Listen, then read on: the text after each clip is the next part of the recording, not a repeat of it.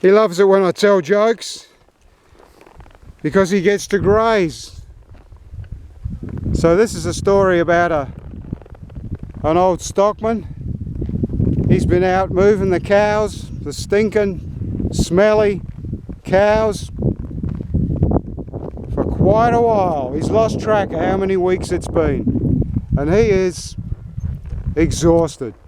And he intends to go into town, and he's going to go into town and he is going to tie one on. He is going to do it all. He is going to let his hair down.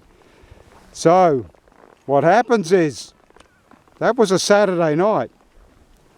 He wakes up the next morning, shock and hangover, sprawled on the sidewalk, on the footpath, and when he looks around trying to get his wits together, he realises that he hasn't got his hat anymore. How important is a hat for a stockman or a cowboy? You can't go out, look at this today, 35 today, you can't go out in this without a hat. You have got to have a hat. And he can't find his hat. Looks around, and what he then notices is lots of people seem to be walking past. They're not on his side of the street, they're all on the other side of the street, but they are very well dressed. Blokes have got hats, ladies have got bonnets, and he realises they're all heading to church. So he gets this plan. He has got to have a hat. He's got to get back out moving those cattle before the boss finds out. He's got to have a hat. So he's going to go to the church, sneak in when the service is on, and pinch one of the hats that he knows is going to be hanging up inside the doorway of the church. So puts the plan into action, gets to the church, goes to sneak inside. He can hear him singing, so he goes to sneak in. What he doesn't know is the church is packed, and so one of the church helpers is right at the door, so that when someone comes in, he can make sure they get a seat. So this guy grabs the old cowboy, grabs him by the elbow and says, "Don't worry, I can find you a seat." And before the old cowboy can blink, he finds himself slap bang in the middle of the congregation, listening to the hymns, listening to the sermon, and there is no way he's going to get himself a hat. Anyway, the service is all over.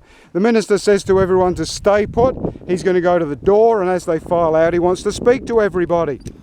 So as people are filing out, finally this old cowboy, he gets to the priest. And when he gets to the priest says, "My son, I saw you come in, and I saw how stern and concentrated, and you didn't look at all happy.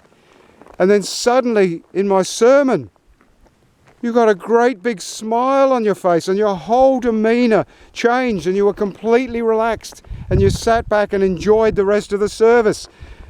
And I thought to myself, now when did that happen? And I realised it was when I was talking about the 10 Commandments. And I thought to myself, the man has heard me say and talk about thou shalt not steal, and it has transformed him. The old cowboy says, "Well, you're sort of right, preacher.